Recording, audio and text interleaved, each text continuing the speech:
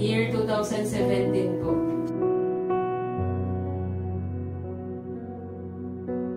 Noong 2010 po ay naging kaparanan po ang aking butihing asawa dahil inanyayahan niya po ako na dumalo sa gawain. At ang nag-anyaya din po sa kanya ay ang ating butihing apostol. At noon po ay napagpasyahan po namin na magpabautismo. At sa pamamagitan po ng mga panalangin, pag-aayuno, at mga panaginip ay nagbigay po ang Panginoon ng pagpapasya na bumula sa kanya na kami po ay umuwi dito sa Bicol noong April 2017 para dito na po kami mamalagi. At noong taon na din po na 2017 ay kami po ay naging parte na ng House of God's Word Ministry.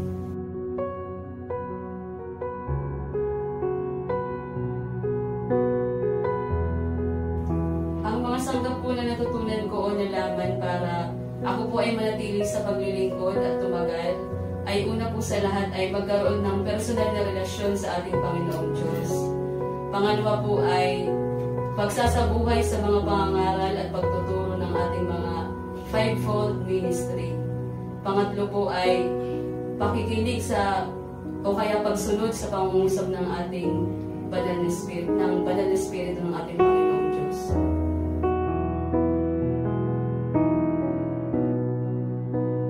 Sa pagiging isang Kristiyano po, ang mga natutunan ko po ay ang pagiging Kristiyano po ay napakahirap sapagkat tayo po ay dadaan sa maraming pagsubok. Ngunit ang mga pagsubok na po ito ay may mga kalakip na pagpapala. Natutunan ko din po na ang Diyos natin ay mabiyaya na ang kanyang pag-ibig ay tapat. At ang hindi napagtanto ng ating Panginoong Diyos ay makapangyarihan. Siya ay nagpapagaling, siya ay nagpapalaya. At ang ating Diyos ay buhay, siya ay tunay na may magagawa. At alam niyo po mga kapatid, lubos po akong namamangha sa paggawa ng ating Panginoong Diyos.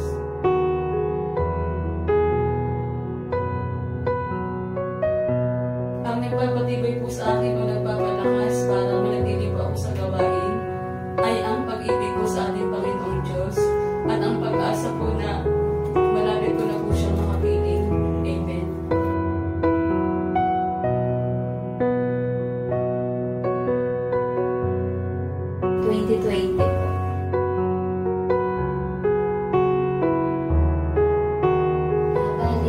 Tinawag po ako ng Panginoon year 2010.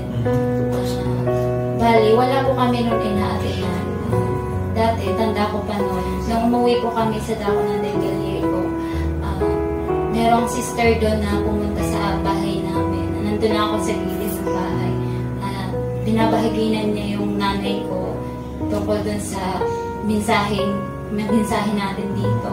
Habang nakikinig ako, parang sa edad ko na yun, 12 years old, nagkaroon ako ng interest. Parang andun yung naramdaman ko ng pagkatakot. Iba yung hatak sa akin na pag-alis ng sister na yun.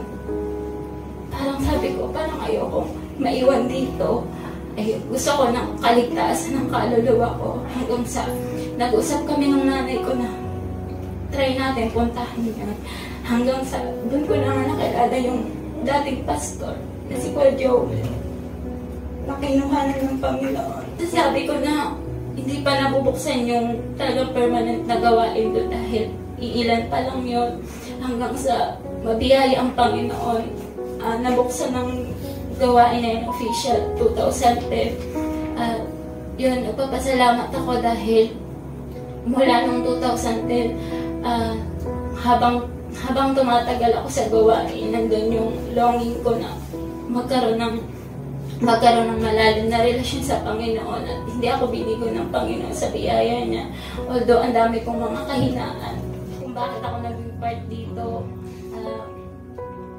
Yan nga po, nung nakilala ko po si Brother Jerry, nung kinasal ako, syempre po automatic na nandito na rin po ako, part na rin po ako ng House of God's Word. At grateful po ako dahil isa na din po pasasalamat ko, isama ko na din po sa totoo ko. Alam ko pinagpala ko ng Panginoon sa mga kapatiran dito na honestly, hindi ako nahirapang mag-adjust dahil sa mga kapatiran dito na naramdaman ko talaga yung pagmamahal nila at pagmamalasakit.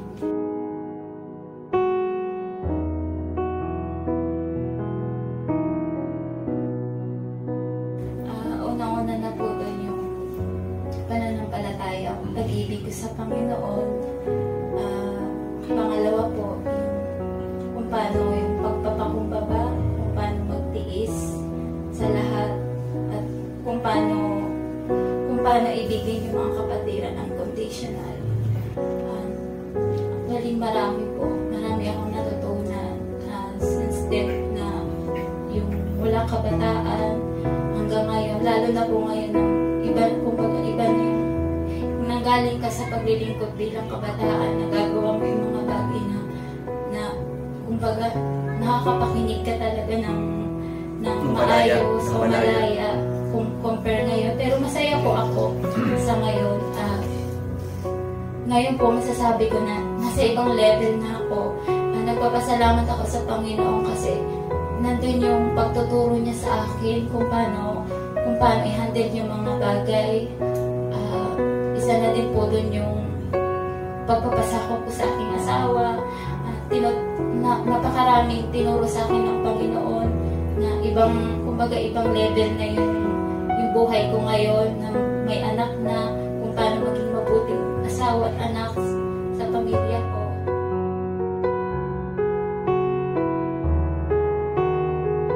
Natutunan ko pong magtiis. Although, lagi naman po yung nararanasan natin, magtiis. Ngayon, doble na po. Bilang doble na. At isa ding bagay na pinapagpasalamat ko yung during service. Grateful ako kasi kahit na may anak na ako, nandun yung pagtitiis ko na kailangan kong makapakinig kahit na meron akong inaalagaan. Nandun talaga yung kailangan ko gumawa ng way kasi yun naman ang dapat. At isang bagay din na natutunan ko sa pagiging Kristiyano ay kung paano mo i-handle yung mga problema, lalo na sa mga nakalipas. Natutunan ko kung paano mo harapin yung problema na yun, paano ka magpakumbaba, paano mo tanggapin yung mga masasakit na mga salita. At salamat sa Panginoon.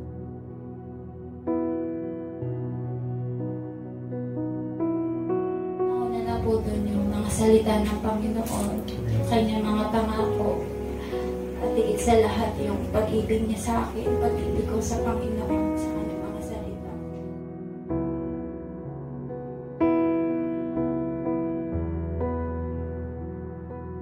Since nung magpasimula yung gawain dito sa La Purisima, kahit nasa malayo ako, itunurin ko yung sarili ko na laging kaparty sa gawain dito kahit malayo. Year 2011, nung magpasimula yung gawain dito. Year 2013, nung mag-set ako na umuwi dito para sumuporta sa gawain.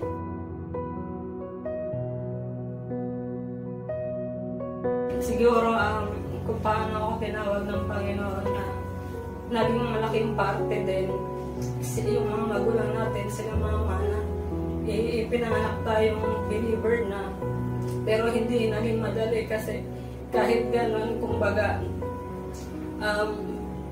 nung mga panahon na yun, wala pa masyadong gawain. So, parang, yung paglagoon, napakabagal. Kaya naman hanggang tumating yung time na 2017, after ko mag-high school, nung mapunta sa Laguna, parang doon ko naramdaman yung pagkaseryoso sa gawain nun. Tapos, so, dahil sa mga kapatiran na nakilala ko na nagbigay din sa akin ng paraan para patuloy na lumago, naging din sila, naging kakabahagi din para lumago sa gawain. So, year 2013, nung mag-decide ulit ako na bumalik dito para lubos na sumuporta sa sa gawain. Yun na yung pasimula ng mayroon na itong formal na gawain.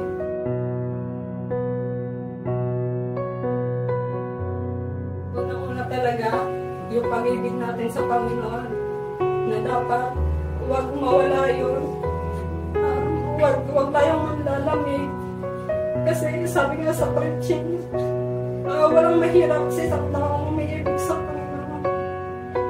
Pangalawa, yung mga gawain, mga fellowship, kailangan natin pahalagahan kasi yung paglilingwaran na yun, continuous siya, hindi pwedeng hihinto tayo kasi once na huminto tayo, magkakaroon yung pagkakapangal yung kaaway. Ang pangatlo, yung pagsunod, napaka-importante na kasi walang silbi na lagi kang dumadala sa gawain, lagi kang nakakaparinig ng preaching kung hindi mo naman nasa buhay, wala kang pagsunod. So, napakalaking bagay nun para manatili ang isang mananampalataya sa pananampalataya.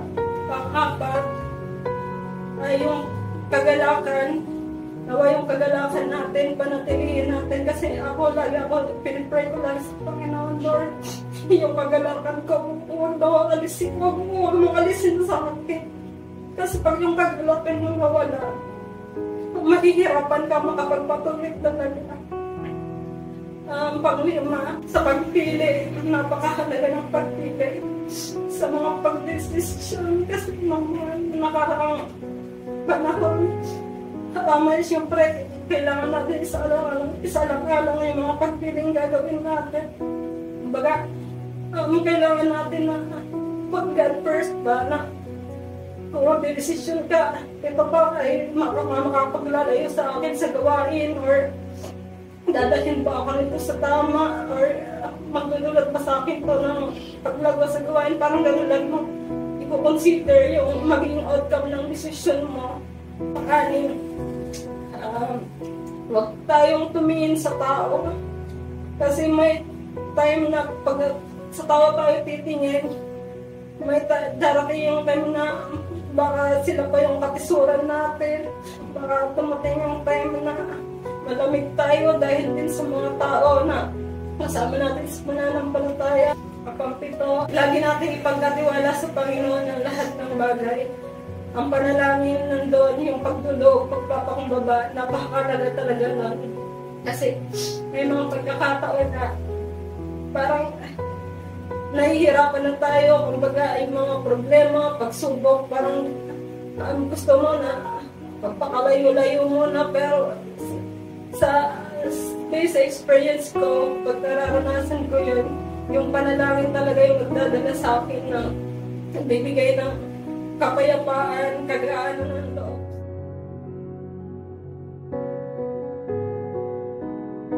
Ano mang bagay, i-appreciate natin lagi yung gawa ng Panginoon.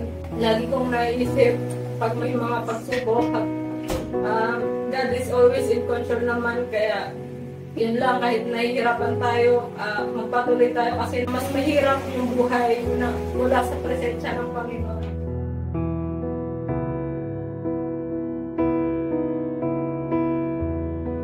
Yung mga salita ng Panginoon, mga pangako niya talaga yun na kaya tayo nagsusumikap na maabot yung hanggang dulo ng buhay pananampalataya dahil sa mga salita niya sa pangako.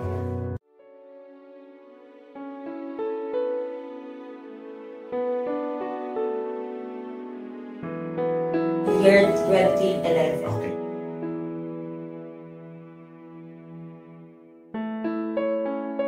Ginamit niya ang kasangkapan yung si Kuya Wilson kasi siya yung unang nakatanggap, nakakilala.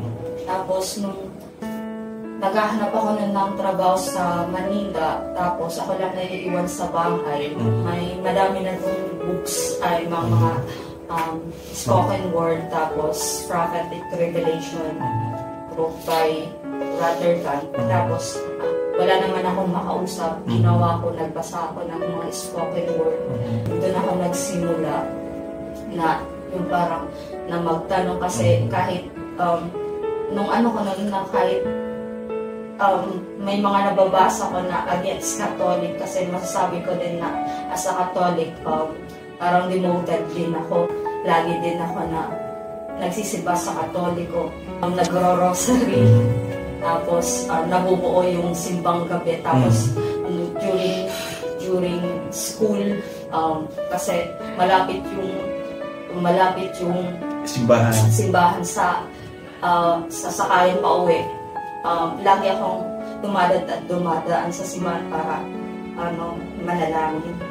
Tapos syempre nung nababasa ko na yung may mga basa ko sa spoken word na against the Catholic, nasasaktan ako, pero ganun pa man yung parang may humaatak sa akin na patuloy pa rin magbasa. Tapos mayroong Bible study na noon, siguro mga July or August. Tapos doon ako unang nakapakinig ng Bible study.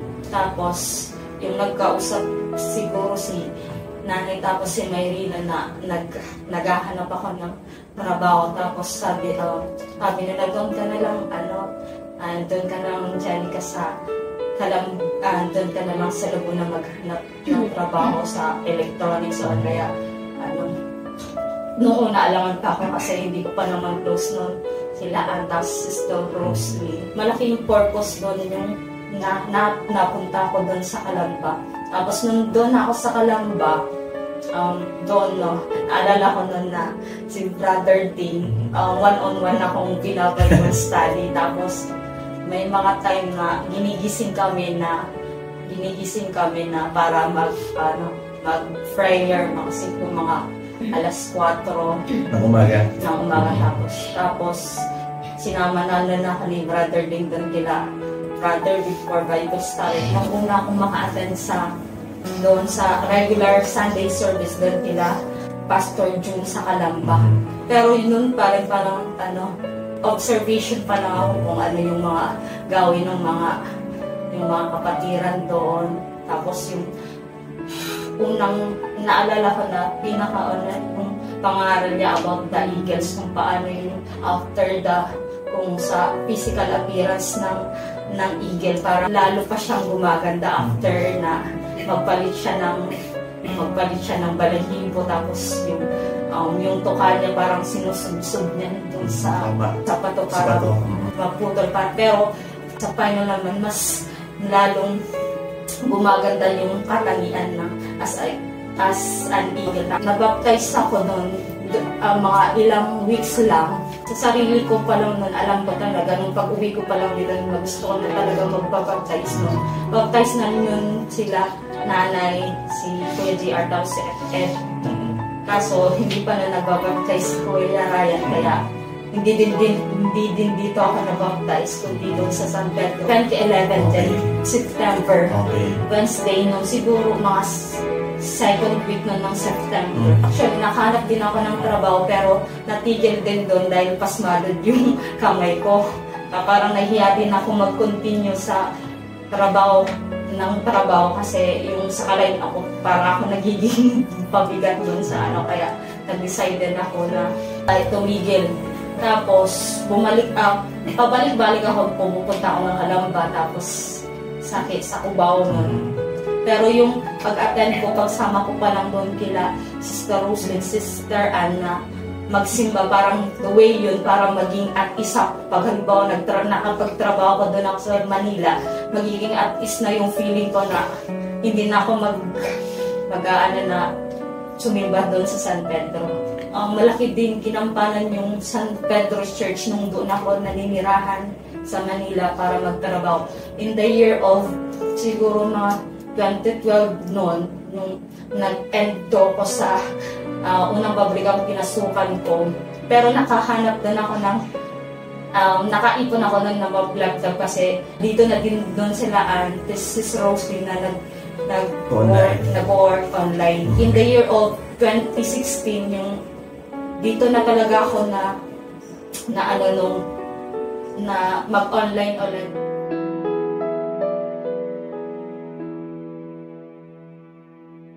Lagi lang mag-pray, tapos pagkatiwala yung sarili mo sa Panginoon. Tapos, surround yourself also to believers. Kasi kung din yung magiging kalakasan na nung nangihina ka na, makita mo lang sila na nagpapatuloy para yun din yung magiging kalakasan mo. Amen. May mga point talaga na manghihinaan ka tapos susuko ka, pero pag doon ka na yung sigat pa rin yung mag-lift up sa'yo, yung magtataas sa'yo para magkaroon ka ulit ng kalakasan.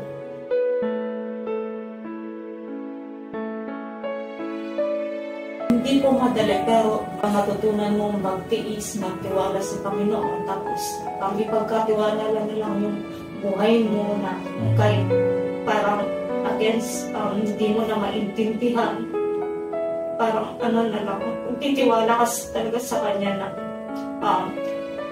siya pa rin yung kumukontrol sa buhay mo, na hindi ka niya kahayaan na mapahamak or gumawa ng mga bagay na desisyon na pwede mong ikakalayo sa Kanya ng tuluyan, na siya pa rin yung gagawa ng daan para manumbalik ka.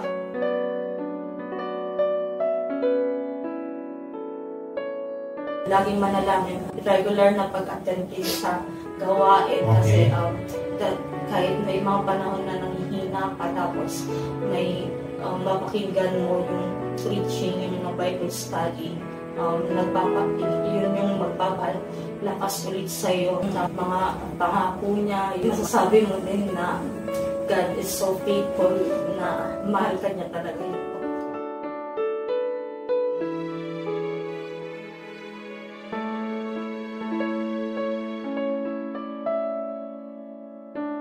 Taong 2012 po.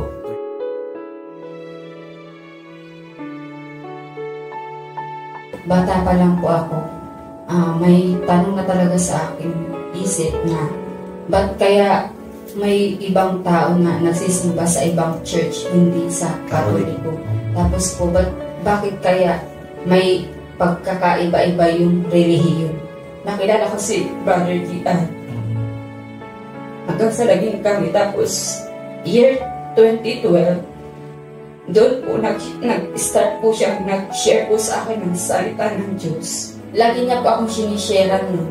Pag nag-share po siya sa akin, di ko may palaran, pero masaya pa akong nag-share po siya sa akin ng salita na patungkol sa Diyos, sa Panginoon. Tapos yun po, lagi siyang nagsasabi po sa akin kung ano yung mga mali, saka yung mga tamang dapat na gawin. Hanggang sa naisipan ko rin po na mag-attend sa gawain po dito sa The House of God's Word. Tapos po yun, diretso po yung pag-attend ko nun. Pero may mga time din na linggo nun na hindi ako nakaka-attend. Tapos nung dumating po yung taon ng 2013, hindi ko po matandaan yung petsa nun. Talagang gusto ko na magpabaptay. Po, linggo po yun kasi after ng gawain. Tapos kasi po pagdating ko po sa bahay, tinanong nga ako ni mama na, ba't basa yung buhok mo? Anong ginawa mo doon? Tapos yun, di na lang po ako sa kanya di ko na lang po siya sinagot. Tapos sabi ko, basta doon po, galing lang po ako kila Kuya Ryan.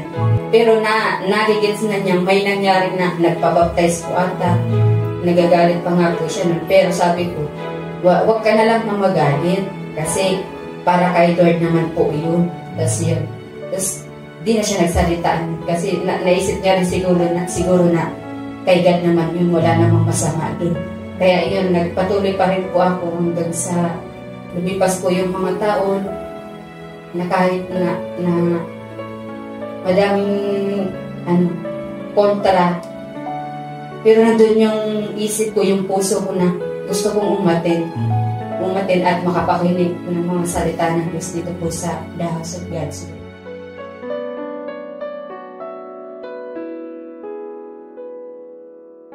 Mahirap po na ma-attend po ako nun kasi may mga kontra. Pero kahit po ganun,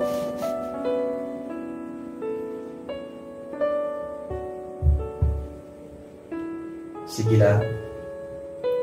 Nandun si Papa na sabi niya, sige, gusto mong pati mag-atid ka lang. Kasi kay God naman po yun. At alam niya na mapapabuti daw ako dito.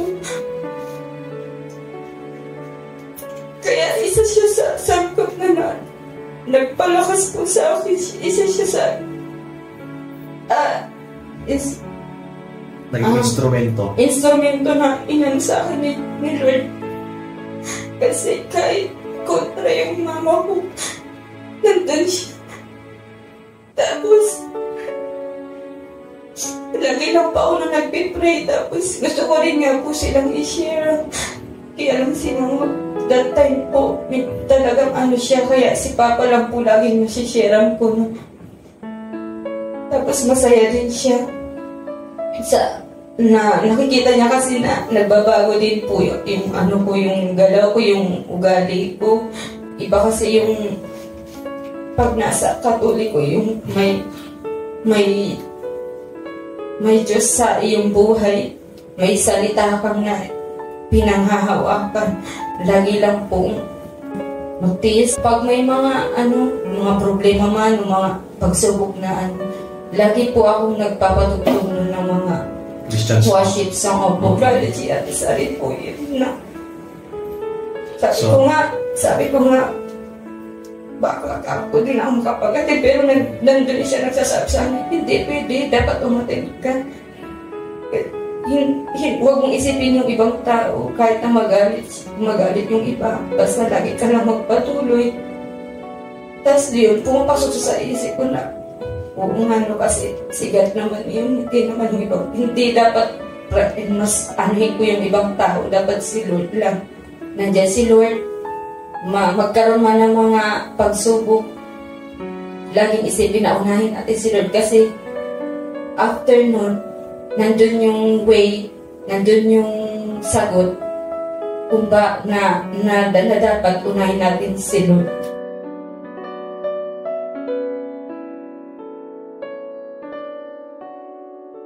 Mahirap po kasi lagi nandyan yung problema, yung kabigatan, pero kahit ganun pa man, nandyan naman si Lord kasi lagi niya sa akin pinapaalala, pinapariman.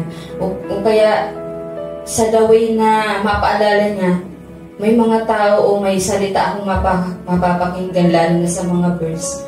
Doon po ako nagkakaroon na, ay, mali pala, dapat ganito. Nagkakaroon ako ng ideya o karugtong sa aking isip na i-continue lang kasi si Lord nandyan naman. Tapos may mga time talaga na ang bigat talaga. Pero pinag-pray ko lang po.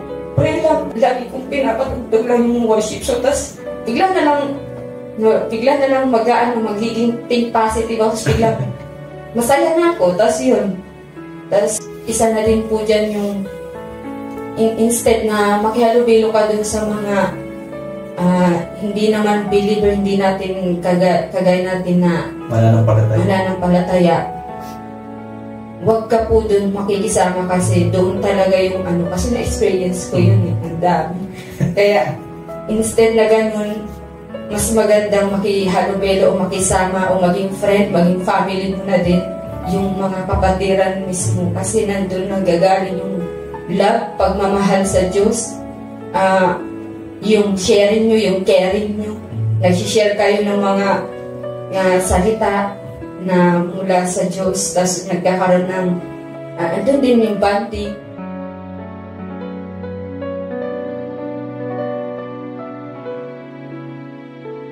Nire-remind ko po yung mga ginawa sa akin ni Lord kasi sa lumipas na taon ang dami, simula 2011 hanggang ngayon, ramdam ko po yung pagmamahal niya, yung paggabay niya, yung pag-iingat niya. Tapos yun, magbibigay kalakasan na rin yun sa'yo. Tapos lagi mag-attend din po sa regular service, pati na rin po sa weekdays service. Mas maganda rin po na talagang yung mga kasama mo po talaga kapatid natin.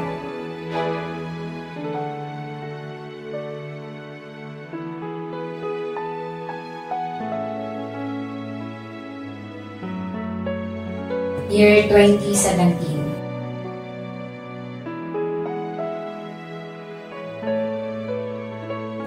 Year 2014, may nag-invite sa akin. Sino? Si kapatid din natin, si Kuya Pa. Si Brother Junior. Hanggang nabisi po sa labas, nagtitinda na kami, gano'n. Tapos, hanggang dumating sa punto na si Dante nag-a-attend na rin dito. Hanggang nagtanong ako sa kanya, sabi ko, ba't ang tagal mo? Bakit ang tagal mo maghapon kayo? Ano bang ginagawa niyo doon? Isa lang sinagot niya, Kuya Ryan. Sabi niya, mag-attend ka para malaman mo. Ganun lang siya. Sabi ko, lagi ko siyang sinasabi na, ano ba?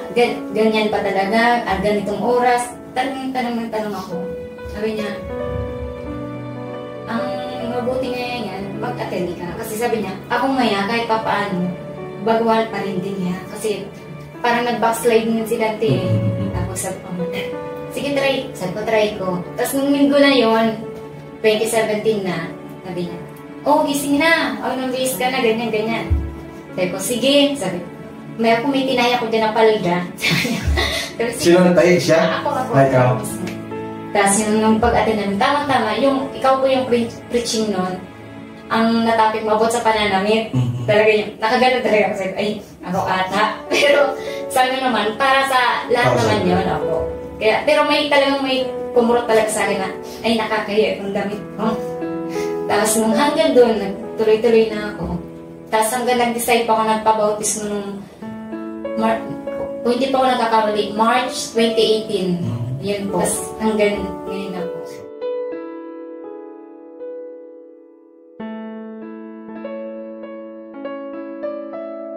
Pagtitiis po. Tapos pag-unawa, tapos pagpakumbaba po. Yun po kasi talaga yung ano ko, tsaka pananampalataya. Ganun pa man kahit hindi pa man ako ganun kalago. Ayun po talaga yung hinuhugutan ko. Kasi sa pagpapamilya po talaga ko, Kuya, up and down kasi hindi naman sa lahat ng oras palaging masaya, hindi naman sa ano. Pero pag ang Panginoon ko talagang nasa gitna ng pagbuhay-buhay natin. Talagang, andun yung, talagang, pakapit ka talaga sa kanya, Kuya.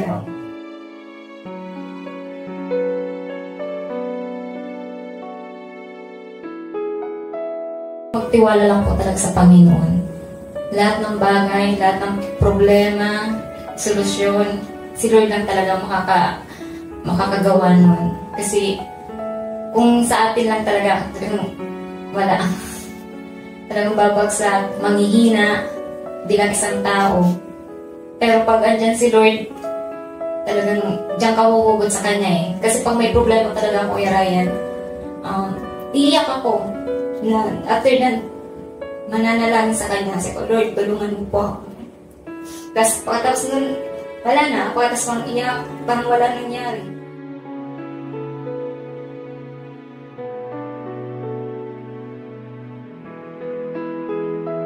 Manalig lang po sa Kanya, tapos yung mga salita po ng Panginoon po doon po eh, kasi the way na magbabasa po ng Bible po, parang sa kabila ng lahat ng mga nangyari doon, sabi ko man, kumbaga ano pa lang ito yung problema ko eh, maliit lang to kaysa sa mga nababasa mo. Opo.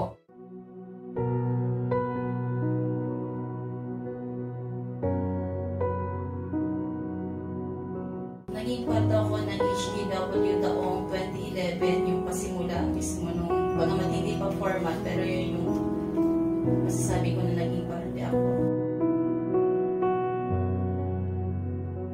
Taong 2012, nung nag-decide po ako na mag-resign sa trabaho at umuwi ng Bicol, mahabang kwento kung ano ko yung sa testimony ko noon, pero alam ko na makakapagbigay ng inspirasyon sa bawat isa. 2012 noon ay nandun po yung naging formal yung gawain dito, at yun na rin po yung mga panahon na merong kabigatan sa puso ko sa aking trabaho, na nagko-compromise po ako, at nandoon yung pagdulog ko sa Panginoon. At naalala ko noon merong pangangaral yung isang manggagawa na tanda-tanda ko yung sinabi niya, na sabi niya, may mga bagay na akala natin ito yung kalooban ng Panginoon kasi tinitingnan natin ito na ito yung sagot sa ating dalangin. Talagang tumatakil sa akin kasi that time, nasa ganun akong kalalagayan, struggle sa trabaho ko. Parang ginajustify ko na lang yung sarili ko na ito yung kalooban ng Panginoon kasi nakakapagpalda naman ako bagamat sa loob nagpapantalon. At nag-attend ako noon ng linggo, madaling araw ng Monday, dinala ako ng Panginoon sa pananalangin. Nagising ako ng madaling araw. Tumulog ako sa Panginoon, pinakabaya ako, sabi ko, Lord, kung kalooban mo po yung manatili ako sa trabaho na to, ikaw po ang magpaunawa sa akin, alisin niyo po yung bigat. At kung hindi man, Panginoon, ikaw po yung mag-alis sa akin. Yun po yung naging dalangin ko sa Panginoon. At sabi ko kung anong kalooban niya ang siyang mangyari sa buhay ko. At Monday po noon, pumasok na po ako sa trabaho. At mga around 9 a.m. or 10 a.m., sumama po yung pakiramdam ko at nag-collapse ako. Nagkamalay po ako nasa clinic na ng company. At sa madaling salita po, in-advise ako ng doktor na umuwi at magpa-laboratory at ultrasound. So yung ano po noon, yung decision ko, yung nasa isip ko talaga buo, napupunta po ako doon sa hospital na kasi may referral siya na binigay. At habang naghihintay po ako ng jeep, hindi ko pa naalala yung panalangin ko nung madaling araw. Nung pasampa na ako sa jeep, papunta na yung way niya doon sa may hospital na contact ng company. Biglang nag-ano ko yung panalangin ko ng madaling araw. Sabi ko, ang Panginoon ang mag-alis sa akin. At sa halip ko na sumakay ako noon sa jeep, papuntang na yung way pa hospital, opposite po yung yan ako. Naghintay ako ng jeep pauwi po sa Calamba kasi that time doon kami nag-i-stay. At natapat po na nandoon si Kuya. At alam ko, natatandaan ko, kinausap ako ni Kuya dahil nga gano'n yung nangyari. Nandun yung encouragement ni Kuya na umuwi at suportahan yung gawain kasi pinakamahalagang suporta na may bibigay natin sa gawain ay yung presensya namin. At sa madaling salita po, umuwi ako na kasama si Kuya. Banga patutol ng si Papa kasi nga bilang nasa pangangailangan talaga no, talagang mahirap din yung desisyon. At yun nga po, umuwi ako na kasama ni Kuya na wala man lang inaasahan. Dito ang isip ko mag-a-apply ng trabaho. Kahit ka ako maging tindera sa kung saan man, sa sari-sari store, sa grocery store, sabi ko mag-a-apply ako magkaroon lang ng trabaho para sa pangangailangan. At yun na nga po, tunay po na yun ay sa biyaya ng Panginoon na naging bahagi nga po ako, yung kalubusan dito, naging ako po yung kaunang-unahan na teacher sa mga bata. At the same time, ako din po yung umahawak sa projector, yung acetate. Yun po yung unang naging ministry ko dito nung ako ay magdesisyong umuwi. Pero dahil nga po nasa pangangailangan tayo, kailangan na magkaroon pa rin ng income, ng hanap buhay. At doon nag-usap kami ni Kuya na mag-training ako online, yun yung naging decision namin. At yun po ay pumunta ako sa Del Gallego na wala talagang alam-alam. Naligaw pa ako noon kasi first time ko mag-commute papunta doon na mali pala yung binabaan ko. Buti na lang naglakad ako na medyo malayo-layo kasi hinanap ko yung police station para maging safety daw. At doon ako nagtanong na nasaan po yung ganitong lugar. At sinabihan niya ako na mali pala yung nababaan ko, malayo pa daw. Hanggang sa, ang pupuntahan ko po noon yung sa church ng Del Gallego, yung kasi ang magpapaturo ko ako sa dating asawa ng pastor doon nila si Slade. Sa biyaya po rin nakontak ko siya kasi hindi ko po talaga siya nakukontak noon kaya parang naligaw din ako. At sa biyaya ng Panginoon, nung kinontak ko ulit siya, nakontak ko at nasundo ako. At sa madaling salita po, 1 week akong nag-training doon online. Pero uwi pa ako dito na wala pa rin po akong trabaho. parang naturuan lang ng kaunti. At pag uwi ko po dito ay may natanggap ako sulat mula sa Epson, pinapareport ako sa company. At nag-decision po ako na pumunta doon at mag-report. At the same time, yung purpose ko din, kasi kumunta ako sa isang sister na sabi ko, kung pwede ako na mabigyan ng client sa online kasi nga naturuan rin ako kahit paano. At sabi niya sa akin, pumunta daw ako doon, may ibibigay sa akin na test job at kung maipasa ko yun, mabibigyan nila ako ng trabaho sa online. At yun yung unang client na hawakan ko. Bago ko pala ako mag-training sa online, kasama na rin sa testimony, nang-apply po ako, nagpasa ako ng application sa DepEd, sa MSO, pero wala pong nag-message hanggang nga po sa lumuwas po ako ng Cavite. At nung nandun na po, nagpapasimula po ako sa online, tinawagan ako ng DepEd. Pinapareport ako kasi mag-start na daw ako. Parang mga Thursday yata yun sa pagkakaalala ko kasi nga sabi ko, alanganin yung araw. Dinecline ko na yung offer nila kasi sabi ko nasa Cavite ako. Salamat sa mga kapatiran na ginamit ng Panginoon doon, instrumento para maturuan ako ng online. Nag-stay ako doon ng 6 months, kaya nawala rin po ako sa gawain dito. Sa loob ng 6 months, yung ministry na inahawakan ko dito as a teacher at yung sa pag-ahawakan sa projector acetate ay natigil din sa loob ng 6 months. Dahil nandun po ako nag-stay dahil wala akong sariling laptop. Pag nagpasimula ako sa online, walang sariling laptop, puro lang hiram. At doon yung nagturo sa akin, sila Sister Greg, sila Barcholo, sila yung instrumento ng Panginoon. Pati laptop nila pinagamit sa akin. Hanggang nag-provide ang Panginoon ng sarili kong laptop, doon na po ako nag-desisyon na umuwi ulit. At doon na po talaga yung kalubusan nung pagiging parte ko ng HGW na ikinumit ko sa Panginoon yung sarili ko. Sabi ko ano man yung maliit man ito na ministry, malaki man, kung ano man ang ibibigay sa akin ng Panginoon, gagampanan ko, hindi sasaga ng aking sarili. Siyang nagtitiwala na ibigay sa akin yung ministry na gagampanan ko sa HGW. At hanggang ngayon, kaya nabanggit ko yung about sa online kasi alam ko po na napakalaking bahagi nito sa aming pamilya kasi doon po, dahil sa online job ay nagsama-sama kami, pati yung kapatid ko na Sister Ann ay nagdesisyon na umuwi dahil pinagkalooban na rin ako ng Panginoon ng sariling kliyente at kami ay sama-sama dito na sumusuporta sa gawain. Yung history hanggang ngayon, yung online na rito, na napakalaking biyaya talaga at alam ko katugunan yun ng Panginoon para masupport yung gawain natin dito sa Nagwa sa HGW.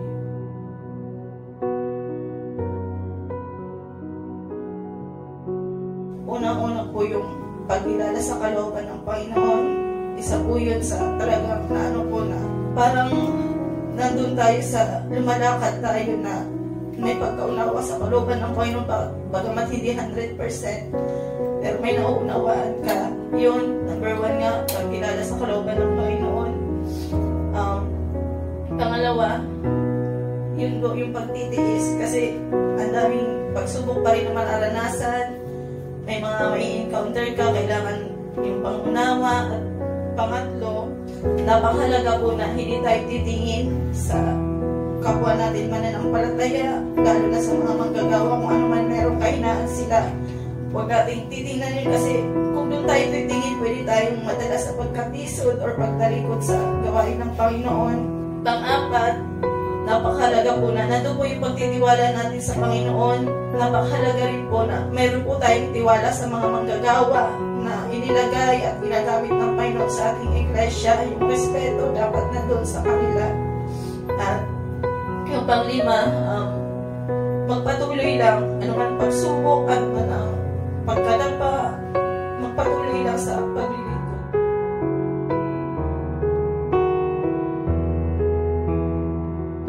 Tunay po na yung buhay ng isang Kristiyano ay hindi madali. Minsan nami-misinterpret tayo ng mga unbeliever. Nandiyan yung akala nila hindi na tayo nagkakasala, akala nila yung iba pala hindi na makakaranas ng pagsubok, pero hindi. Sa pagiging Kristiyano, nandiyan yung mga mabibigat na pagsubok na mararanasan, na kung sa sarili lang ay maaari kang mag-breakdown, sumuko, pero ang natutunan ko ay sa panahon ng nasa ganun kang kalalagayan, pagtalog mo, panghihinga, doon ay natutunan ko na lalong lumapit at tumulog sa Panginoon sapagkat hindi kanya bibiguin. Papatunayan na siya yung dakilang Diyos na laging umaabot sa ating mga kamay. Nakikita ang kalalagayan natin at nandun na umuunawa sa atin na ano man ang kalalagayan na meron tayo.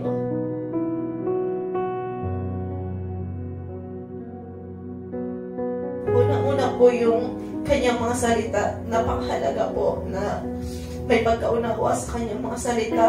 Pangalawa, yung pangako niya, kaya po tayong naglilingkod, kaya po ako naglilingkod na dito papatuloy dahil may mga pangako siya na pinangahawakan ko.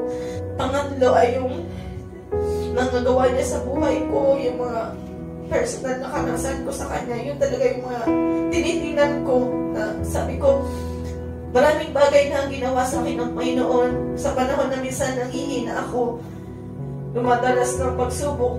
Binabalikan ko yung mga karanasan ko sa Kanya na talagang masasabi kong na-amaze ako sa mga paggawa niya sa buhay ko.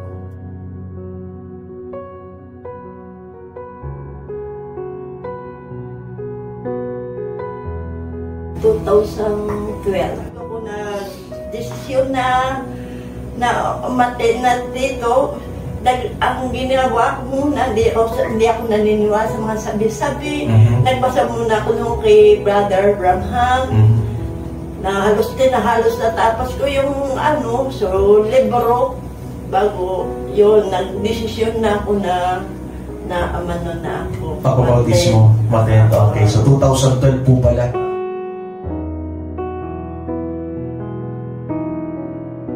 Nung naging Katoliko ako, hindi ko na ito nadalasan. Puro hirap. Natataya nga ako na noon, nagpangmatay ako dahil maraming problema, di ko kaya. Dito ko na natagpuan, kahit ano rin ako ng mga pamilya nito, mga kapitbahay.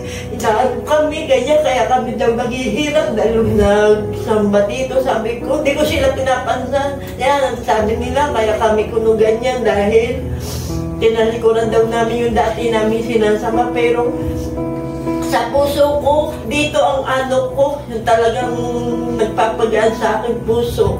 Siya nagbibigay buhay.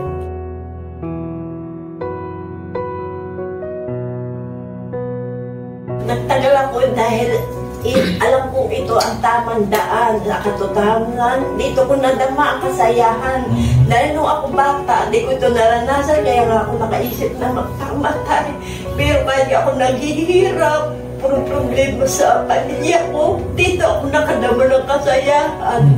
Kaya ako nagpapasalamat kahit laging gawa kong kasalanan, inahon niya ako. Kaya ako nagpapasalamat sa Diyos na talagang sa kabila ng kasalanan, napili niya ako.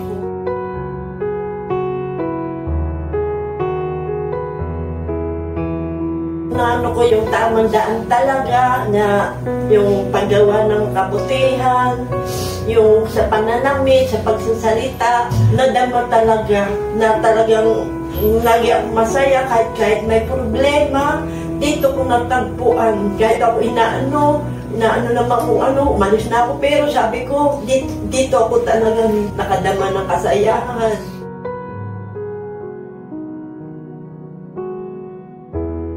Sabi ko, sa takdang panahon, kahit puro problema hanggang ngayon, kahit lagi kami nagano nito yung nagtatalo, pero lang ko, takdang panahon, makakaano din ako sa pagsubok, makakadama ng makaalis ang problema, nananalig sumasampalataya sa takdang panahon na mawawala ito sa tulong ni Lord.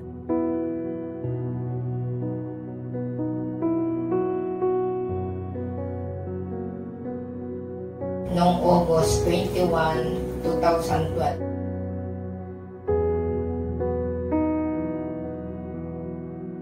Nang magkaroon po ng Bible study sa bahay ng aking kapatid ko, ako ang naging bunga po ng Bible study.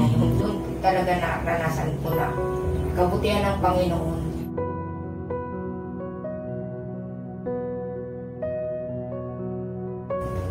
po naranasan ko po yung magtiwala at sumampalataya sa mga salita ng Panginoon. At ang kanyang mga salita po na sinasampalatayan ko po na sabi po niya, I will never leave you nor forsake you. Kaya po ako nakakapagpatuloy dahil sa kanyang biyaya at pag-ibig po niya.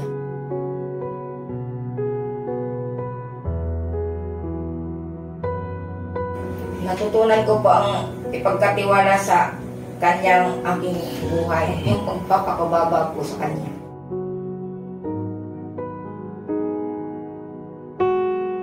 Ang mga salita po ng Panginoon, kailangan po na meditate, basahin, makinig sa mga dumalo sa mga gawain po, para po ma-encourage dahil po hindi po sa sarili po natin kung tayo lang po ang mag-aaral sa Bible. Knowledge ko lang po, talagang dapat po may mga tao na gagamitin po ang Panginoon.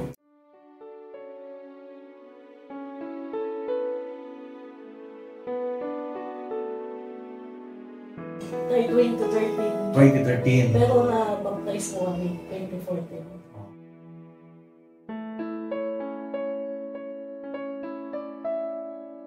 Noong una po, yung pinuntalan talaga namin dito ay para sa trabaho. Kasi bilang magulang, si Brother Jojo po yung nagdala sa amin dito kasi may opportunity daw sa trabaho. Kaso, lumalim po yung pagkakilala namin sa Panginoon at nakapagbulay-bulay po kami mag-asawa na pumupunta lang ba kami dito para sa trabaho. At sinagot po ng Panginoon yung mga katanungan namin. Nawalan po kami ng trabaho 6 months. So wala po talaga zero. And then sa biyaya ng Panginoon po, nakapagpatuloy kami kahit wala po kami ng service sa pakikinig ng salita ng Panginoon. Yung mga katanungan ko po, simula nung bata pa ako ay nasagutan na. Bata pa lang po ako, gusto ko lang magkaroon ng sariling Bible. Nakatawa nga po kasi inaabang-abangan ko yung mga Mormons. Namimigay sila ng Bible. Nung nabasa ko yung Bible nila, iba man, parang hindi ako nasatisfied.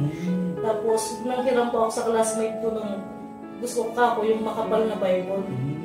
Tapos po, nabasa ko yung cover to cover. Ayaw ko nang lumabas noon kasi sabi sa Bible, pag tumingin ka lang ng magkakasala ka. Kaya po, yun. Tapos po hanggang sa nakilala ko si Billy, nakarinig ng mga pangaral na sumagot sa mga tanungan, lalong-lalo na po yung about sa mga rebulto na question ko talaga po simula nung pagkabata.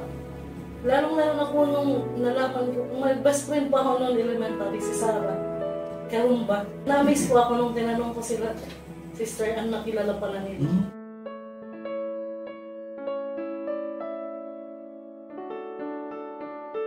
Una po yung kailangan na intindihan talaga natin kung ano yung kalooban ng Panginoon sa atin.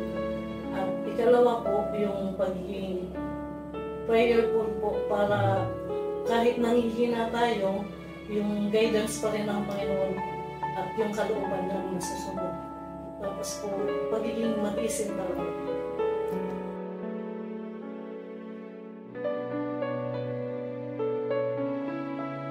Hindi po madali ang maging Kristiyano, pero kung isisik natin ang kalooban ng Diyos at ang hindi natin iintindihin ang ating sariling emosyon at papahalagan natin ang kanyang salita, makapagpatuloy tayo.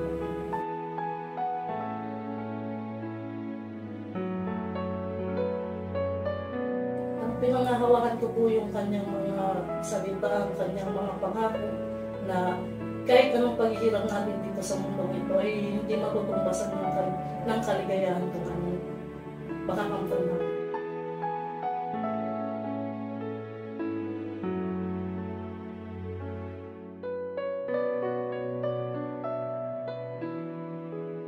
Nagsimula ako na maging kabahagi ng House of God's Word ay noong 2011.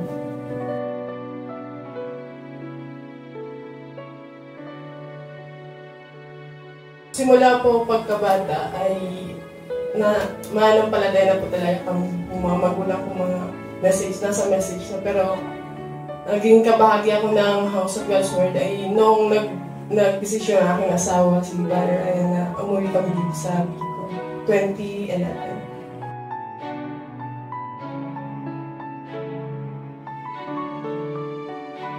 Painting na pagdulog sa ating Panginoon, prayer talaga, and then naroon din yung lots of patience kasi yun yung isa sa mga weaknesses ko.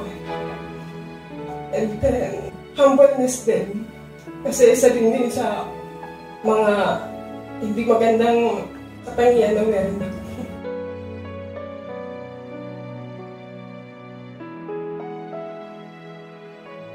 Sa totoo lang po ay medyo mahirap po talaga maging isang manampalataya. Maraming mga pagsubok na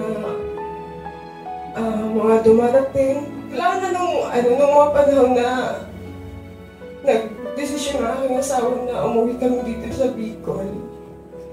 Naroon maraming mga struggles, mga discouragements na dumating sa amin. Ngunit salamat sa Panginoon na patuloy niya kaming ginagabayan na rin ang kanyang patuloy na provision.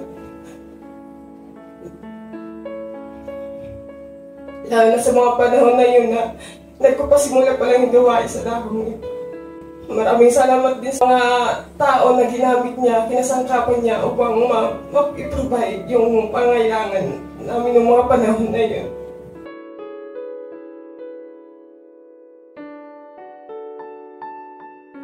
Mga salita ng ating Panginoon na higit na nagbibigay ng lakas upang mag-go forward sa kabila ng mga pagsubok, mga trials, discouragements na dumarating. Naroon ang kanyang mga salita na higit na nagpapatibay. At patuloy lamang tayo, patuloy lamang natin tanganan ang kanyang mga salita, ang kanyang mga buhay na pangako.